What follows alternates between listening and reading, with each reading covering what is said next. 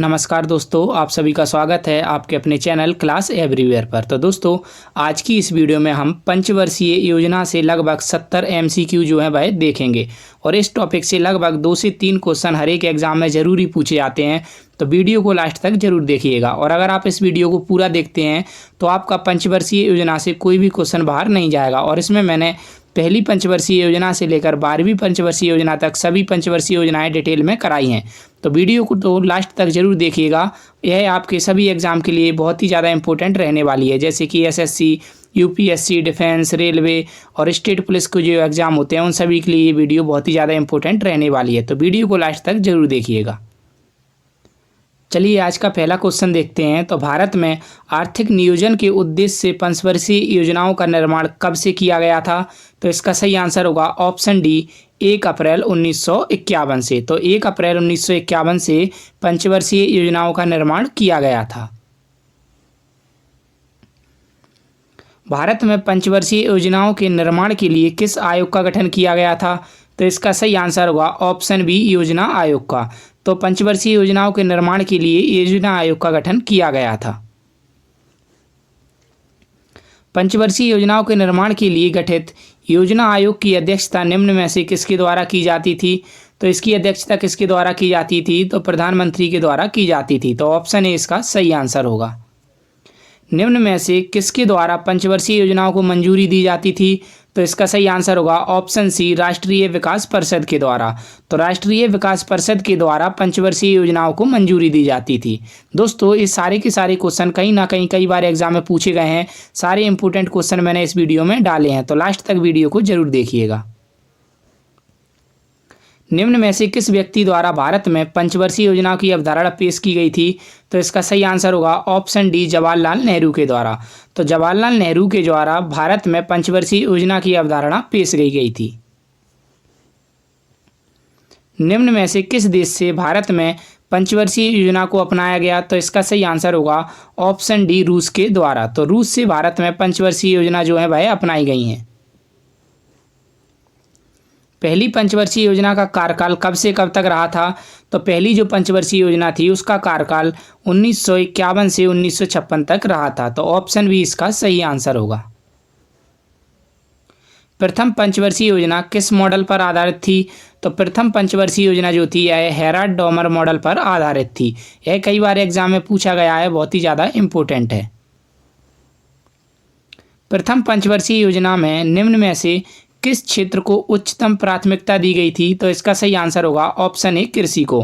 तो पहली पंचवर्षीय योजना में कृषि को प्राथमिकता दी गई थी। अब पहली पंचवर्षीय योजना से जितने भी इंपॉर्टेंट क्वेश्चन बनते हैं वो सभी देख लेते हैं। तो 1 अप्रैल 1951 से 31 मार्च 1956 तक यह चली थी। इस योजना में कृषि को उच्च प्राथमिकता दी गई थी और प्रथम पंचवर्षीय योजना हेराल्ड-डॉमर मॉडल पर आधारित थी और यह योजना सफल रही क्योंकि इस योजना में जीडीपी का वार्षिक लक्ष्य 2.1% रखा गया था, जो आगे 3.60 जीडीपी का वार्षिक लक्ष्य प्राप्त किया था। और इस योजना के दौरान राष्ट्रीय आय में 18% वृद्धि तथा प्रति व्यक्ति आय में 11% की वृद्धि हुई थी। तो ये योजना सफल रही थी।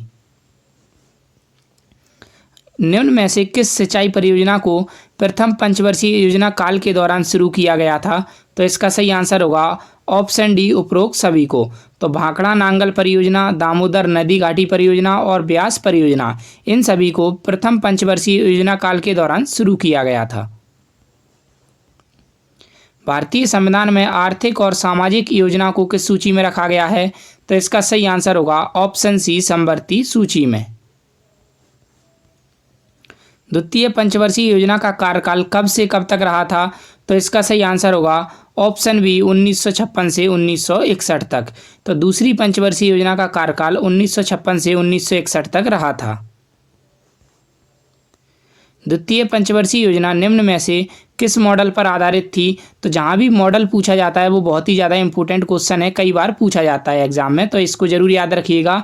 तो द्वितीय पंचवर्षीय योजना निम्न में से किस मॉडल पर आधारित थी? तो यह पीसी महालनोबिस मॉडल पर आधारित थी। निम्न में से किस क्षेत्र को द्वितीय पंचवर्षीय योजना में प्राथमिकता दी गई थी? तो इसका सही आंसर होगा ऑप्शन सी, उद्योग व खनिज को। निम्न में से किस इस्पात कारखाने की स्थापना द्वितीय पंचवर्षीय योजना के दौरान की गई थी?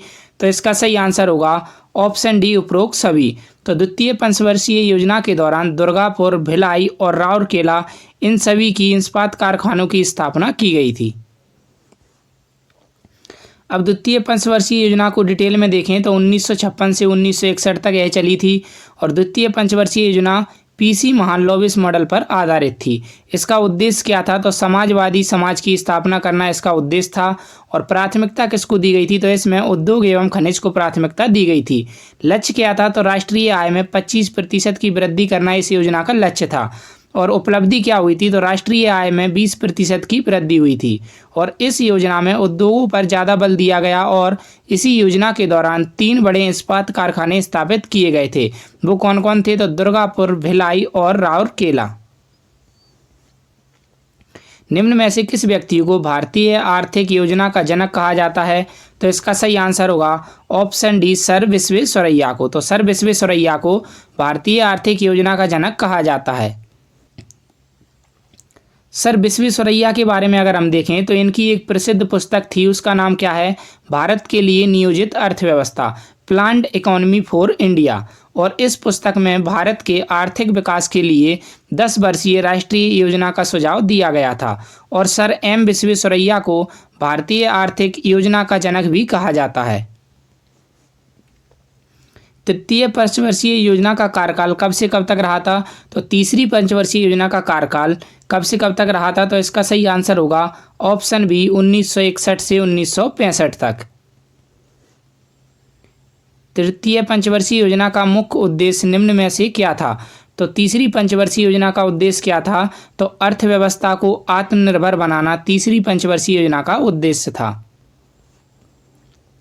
निम्न में से किस पंचवर्षीय योजना में कृषि और उद्योग दोनों को प्राथमिकता दी गई थी? तो इसका सही आंसर होगा ऑप्शन सी, तृतीय पंचवर्षीय योजना में। तो तीसरी पंचवर्षीय योजना में कृषि और उद्योग जो है इन दोनों को प्राथमिकता दी गई थी। Bokaro iron and steel industry की स्थापना किस देश की सहायता से की गई थी? तो इसका सही आंसर होगा ऑप्शन डी, रूस की सहायता से। तो रूस की सहायता से Bokaro iron and steel industry की स्थापना की गई थी। निम्न में से किस क्रांति की शुरुआत तृतीय पंचवर्षीय योजना के कार्यकाल के समय हुई थी? तो इसका सही आंसर होगा ऑप्शन बी, हरित क्रांति की। तो भारत में हरित क्रांति का जनक किस कृषि वैज्ञानिक को कहा जाता है? तो इसका सही आंसर होगा ऑप्शन ए, एम.एस. स्वामीनाथन को। तो एम.एस. स्वामीनाथन को भारत में हरित क्रांति का जनक कहा जाता है। और ये जो नॉर्मन बोरलॉग हैं इन्हें हरित क्रांति का जनक भी कहा जाता है। कहाँ पर? विश्व में। तो विश्व में हरित क्रांति का जनक नॉर्मन बोरलॉग हैं। और हरित क्रांति का जनक अगर भारत में पूछा जाए तो कौन है? वो है एम.एस. स्वामीनाथन। जमीनी स्तर अथवा ग्रासरूट लेवल पर लोकतंत्र के लिए पंचायत चुनाव की शुरुआत किस पंचवर्षीय योजना के दौरान शुरू की गई थी? तो इसका सही आंसर होगा ऑप्शन सी, तृतीय पंचवर्षीय योजना के दौरान। किस योजना को सबसे असफल माना जाता है? तो इसका सही आंसर होगा ऑप्शन सी, तृतीय पंचवर्षीय योजना को सबसे असफल माना जाता है। तृतीय पंचवर्षीय योजना के असफल होने का मुख्य कारण क्या था? तो इसका सही आंसर होगा ऑप्शन डी, उपरोक्त सभी। तो भारत चीन युद्ध 1962, भारत पाक युद्ध 1965 और अभूतपूर्व सूखा, ये तीनों के तीनों कारण तीसरी पंचवर्षीय योजना के असफल होने के कारण थे। अब तीसरी पंचवर्षीय योजना को डिटेल में देखें तो 1961 से 1966 तक यह चली थी। उद्देश्य क्या था? अर्थव्यवस्था को आत्मनिर्भर बनाना तथा स्वतः स्फूर्त अवस्था में पहुंचाना। और प्राथमिकता किसको दी गई थी? तो तीसरी पंचवर्षीय योजना में कृषि और उद्योग को प्राथमिकता दी गई थी। और इसमें जीडीपी का वार्षिक लक्ष्य रखा गया था 5.6% और लक्ष्य की प्राप्ति कितनी हुई थी? तो 2.8%। और इसी योजना के दौरान Bokaro iron and steel industry की स्थापना हुई थी 1964 में। कहाँ पर? झारखंड में। एवं हरित क्रांति की शुरुआत भी हुई थी कब? 1966-1967 में। और तीसरी पंचवर्षीय योजना सबसे असफल मानी जाती है क्योंकि इसकी असफलता का कारण क्या था? तो भारत चीन युद्ध हुआ था 1962 में, भारत पाकिस्तान युद्ध हुआ था 1965 में और इस समय पर एक प्रकार का सूखा पड़ गया था, इसलिए यह योजना असफल रही थी। किस योजना की विफलता के बाद सरकार को प्रथम योजना अवकाश की घोषणा करनी पड़ी? तो इसका सही आंसर होगा ऑप्शन सी, तृतीय पंचवर्षीय योजना के बाद। किन दो पंचवर्षीय योजनाओं के बीच सरकार ने प्रथम योजना अवकाश घोषित किया था? तो इसका सही आंसर होगा ऑप्शन बी, तीसरी और चौथी पंचवर्षीय योजना के बीच में। निम्न में से किस पंचवर्षीय योजना के समय कृषि वृद्धि दर सर्वाधिक रही थी? तो इसका सही आंसर होगा ऑप्शन डी, चतुर्थ पंचवर्षीय योजना के समय। चतुर्थ पंचवर्षीय योजना में निम्न में से किस क्षेत्र को उच्च प्राथमिकता दी गई थी? तो इसका सही आंसर होगा ऑप्शन डी, ए और बी दोनों को। तो मुद्रास्फीति की नियंत्रित करना और आर्थिक स्थिति में स्थिरता लाना, इन दोनों को चौथी पंचवर्षीय योजना में क्षेत्र में प्राथमिकता दी गई थी। चौथी पंचवर्षीय योजना निम्न में से किस मॉडल पर आधारित थी? तो इसका सही आंसर होगा option B, D R. Gadgil model पर। तो चौथी पंचवर्षीय योजना डी.आर. गॉडगिल मॉडल पर आधारित थी। किस पंचवर्षीय योजना के दौरान 14 बैंकों का राष्ट्रीयकरण किया गया था? तो इसका सही आंसर होगा ऑप्शन डी, चौथी पंचवर्षीय योजना के दौरान। और कब किया गया था? तो 1969 में जो है सभी 14 बैंकों का राष्ट्रीयकरण किया गया था। निम्न में से किस क्रांति का प्रारंभ चतुर्थ पंचवर्षीय योजना के कार्यकाल में हुआ था? तो इसका सही आंसर होगा ऑप्शन ए, श्वेत क्रांति का। चौथी पंचवर्षीय योजना डिटेल में देखें तो 1969 से 1974 तक यह चली थी और यह योजना डी.आर. गॉडगिल मॉडल पर आधारित थी। मुख्य लक्ष्य क्या था इसका? स्थिरता के साथ विकास और आत्मनिर्भरता की प्राप्ति इसका मुख्य लक्ष्य था। उच्च प्राथमिकता किसे दी गई थी? तो मुद्रास्फीति की नियंत्रित करना और आर्थिक स्थिति में स्थिरता लाना इसकी उच्च प्राथमिकता थी। और इस योजना के समय कृषि वृद्धि दर सर्वाधिक रही थी। और इस योजना के दौरान 14 बैंकों का राष्ट्रीयकरण हुआ था कब? जुलाई 1969 में। और श्वेत क्रांति की शुरुआत भी हुई थी कब? 1970 में। पांचवी पंचवर्षीय योजना का कार्यकाल कब से कब तक रहा था? तो इसका सही आंसर होगा ऑप्शन बी, 1974 से 1978 तक। और इस योजना का जो कार्यकाल था वह 4 साल का रहा था। गरीबी उन्मूलन तथा आत्मनिर्भरता की प्राप्ति किस पंचवर्षीय योजना का मुख्य उद्देश्य था? तो इसका सही आंसर होगा ऑप्शन डी, पांचवी पंचवर्षीय योजना का। किस पंचवर्षीय योजना के दौरान गरीबी हटाओ का नारा दिया गया था? तो गरीबी हटाओ का नारा किस पंचवर्षीय योजना के दौरान दिया गया था? तो इसका सही आंसर होगा ऑप्शन डी, पांचवी पंचवर्षीय योजना के दौरान गरीबी हटाओ का नारा दिया गया था। किस पंचवर्षीय योजना में भारतीय राष्ट्रीय राजमार्ग प्रणाली की शुरुआत की गई थी? तो इसका सही आंसर होगा ऑप्शन डी, पांचवी पंचवर्षीय योजना के दौरान। अगर पांचवी पंचवर्षीय योजना को डिटेल में देखें तो कब से कब तक चली थी? तो 1974 से 1978 तक केवल यह 4 साल चली थी। मुख्य उद्देश्य क्या था? तो इसका था गरीबी उन्मूलन तथा आत्मनिर्भरता की प्राप्ति। और जीडीपी का वार्षिक लक्ष्य कितना रखा गया था? तो 4.4%। प्राप्ति कितनी हुई थी? तो 4.83%। और इस योजना के दौरान गरीबी हटाओ का नारा दिया गया था एवं भारतीय राष्ट्रीय राजमार्ग प्रणाली की भी शुरुआत की गई थी। और यह योजना केवल 4 साल ही चली थी। बहुत ही ज़्यादा इंपॉर्टेंट है, याद रखिएगा। दूसरी योजना अवकाश की अवधि क्या थी? तो इसका सही आंसर होगा ऑप्शन डी, 1978 से 1980। छठी पंचवर्षीय योजना का कार्यकाल कब से कब तक रहा था? तो इसका सही आंसर होगा ऑप्शन सी, 1980 से 1985 तक। निम्न में से छठी पंचवर्षीय योजना का मुख्य उद्देश्य क्या था? तो इसका सही आंसर होगा ऑप्शन डी, ए और बी दोनों। तो छठी पंचवर्षीय योजना का उद्देश्य था गरीबी उन्मूलन और रोजगार में वृद्धि। निम्न में से किस कार्यक्रम की शुरुआत छठी पंचवर्षीय योजना के कार्यकाल 1980 से 85 के समय में हुई थी? तो इसका सही आंसर होगा ऑप्शन डी, उपरोक्त सभी। तो ट्राइसेम, आईआईडीपी और एनआरआईपी इन सभी की शुरुआत छठी पंचवर्षीय योजना के समय में हुई थी। किस पंचवर्षीय योजना के दौरान NABARD, national bank for agriculture and rural development की स्थापना की गई थी? तो इसका सही आंसर होगा ऑप्शन डी, छठी पंचवर्षीय योजना के दौरान। बात करें अगर नाबार्ड की तो national bank for agriculture and rural development इसकी फुल फॉर्म होती है राष्ट्रीय कृषि एवं ग्रामीण विकास बैंक। और नाबार्ड की स्थापना जो है शिवरमन समिति की सिफारिश पर की गई थी कब? 1982 में। स्थापना कब हुई थी? 1982 में। हेडक्वार्टर है मुंबई में। किस पंचवर्षीय योजना के दौरान जनसंख्या वृद्धि को नियंत्रित करने के लिए परिवार नियोजन कार्यक्रम शुरू किए गए थे? तो इसका सही आंसर होगा ऑप्शन डी, छठी पंचवर्षीय योजना के दौरान। किस पंचवर्षीय योजना का प्रारंभ लुढ़कती हुई योजना या अनवरत योजना रोलिंग प्लान को समाप्त करके की गई थी? तो इसका सही आंसर होगा ऑप्शन डी, छठी पंचवर्षीय योजना। भोजन, काम और उत्पादन का नारा किस पंचवर्षीय योजना के कार्यकाल में दिया गया था? तो इसका सही आंसर होगा ऑप्शन डी, सातवीं पंचवर्षीय योजना के कार्यकाल में। सातवीं पंचवर्षीय योजना का कार्यकाल कब से कब तक चला था? तो इसका सही आंसर होगा ऑप्शन सी, 1985 से 1990 तक। सातवीं पंचवर्षीय योजना निम्न में से किस मॉडल पर आधारित थी? तो सातवीं जो पंचवर्षीय योजना है यह डब्ल्यू मिलर मॉडल पर आधारित थी। सातवीं पंचवर्षीय योजना का निम्न में से प्रमुख उद्देश्य क्या था? तो इसका सही आंसर होगा ऑप्शन डी, उपरोक्त सभी।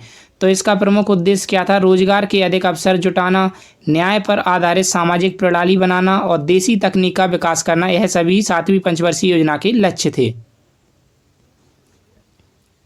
निम्न में से किस योजना का आरंभ सातवीं पंचवर्षीय योजना के समय हुआ था? तो इसका सही आंसर होगा ऑप्शन बी, जवाहर रोजगार योजना का प्रारंभ हुआ था। लकड़वाल समिति द्वारा गरीबी की माप सबसे पहले किस पंचवर्षीय योजना के दौरान हुई थी? तो इसका सही आंसर होगा ऑप्शन डी, सातवीं पंचवर्षीय योजना के दौरान। तीसरा योजना अवकाश कब से कब तक रहा था? तो इसका सही आंसर होगा ऑप्शन ए, 1990 से 1992 तक। तो तीसरा योजना अवकाश 1990 से 92 तक रहा था।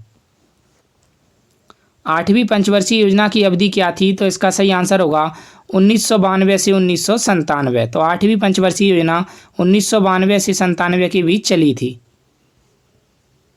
निम्न में से किस पंचवर्षीय योजना के कार्यकाल में प्रधानमंत्री रोजगार योजना की शुरुआत हुई थी? तो इसका सही आंसर होगा ऑप्शन डी, आठवीं पंचवर्षीय योजना के कार्यकाल में।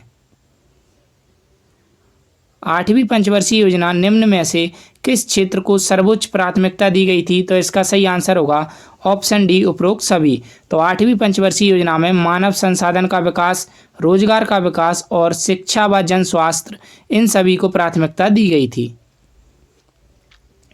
निम्न में से किस पंचवर्षीय योजना के अंतर्गत राष्ट्रीय महिला कोष की स्थापना की गई थी? तो इसका सही आंसर होगा ऑप्शन डी, आठवीं पंचवर्षीय योजना के अंतर्गत। नौवीं पंचवर्षीय योजना का कार्यकाल कब से कब तक रहा था? तो इसका सही आंसर होगा ऑप्शन सी, 1997 से 2002 तक। नौवीं पंचवर्षीय योजना के निम्न में से क्या मुख्य उद्देश्य रहे थे? तो नौवीं पंचवर्षीय योजना के उद्देश्य क्या थे?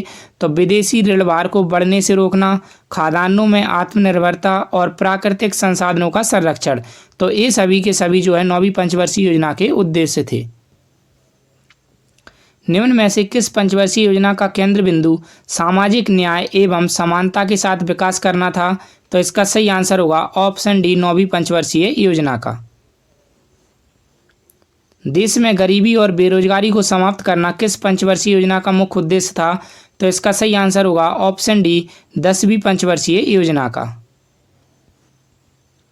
सकल घरेलू उत्पाद जीडीपी ग्रॉस डोमेस्टिक प्रोडक्ट में सर्वाधिक वृद्धि किस पंचवर्षीय योजना के समय हुई थी? तो इसका सही आंसर होगा ऑप्शन सी, 11वीं पंचवर्षीय योजना के दौरान। 11वीं पंचवर्षीय योजना का मुख्य उद्देश्य क्या था? तो इसका सही आंसर होगा ऑप्शन डी, तीव्रतम एवं समावेशी विकास जो है यह 11वीं पंचवर्षीय योजना का मुख्य उद्देश्य था। किस पंचवर्षीय योजना में शिक्षा का अधिकार अधिनियम 2009 प्रस्तुत किया गया था? तो इसका सही आंसर होगा ऑप्शन सी, 11वीं पंचवर्षीय योजना में। 12वीं पंचवर्षीय योजना की अवधि क्या थी? तो इसका सही आंसर होगा ऑप्शन सी, 2012 से 2017। योजना आयोग को खत्म करके नीति आयोग का गठन किस पंचवर्षीय योजना के कार्यकाल में किया गया था? तो इसका सही आंसर होगा ऑप्शन सी, 12वीं पंचवर्षीय योजना के कार्यकाल में। नीति आयोग का गठन कब किया गया था? तो इसका सही आंसर होगा ऑप्शन बी, 2015 में। बात करें अगर नीति आयोग की, तो national institute for transforming India, इसकी फुल फॉर्म होती है राष्ट्रीय भारत परिवर्तन संस्थान। नीति आयोग की स्थापना योजना आयोग के स्थान पर 1 जनवरी 2015 को की गई थी। इसका हेडक्वार्टर कहाँ पर है? तो दिल्ली में है।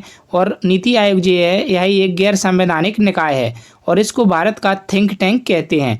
तत्कालीन प्रधानमंत्री इसका अध्यक्ष होता है और नीति आयोग के उपाध्यक्ष की नियुक्ति प्रधानमंत्री करता है। उपाध्यक्ष को कैबिनेट मंत्री का दर्जा प्राप्त किया जाता है। तो प्रथम अध्यक्ष कौन थे नीति आयोग के? तो वो थे नरेंद्र मोदी। प्रथम उपाध्यक्ष थे अरविंद पनगड़िया और प्रथम सीईओ थे सिंधु श्री खुल्लर। योजना आयोग द्वारा कितनी पंचवर्षीय योजनाएं बनाई गई? तो इसका सही आंसर होगा ऑप्शन बी 12 पंचवर्षीय योजनाएं। दशकीय जनगणना की शुरुआत किस देश से हुई थी?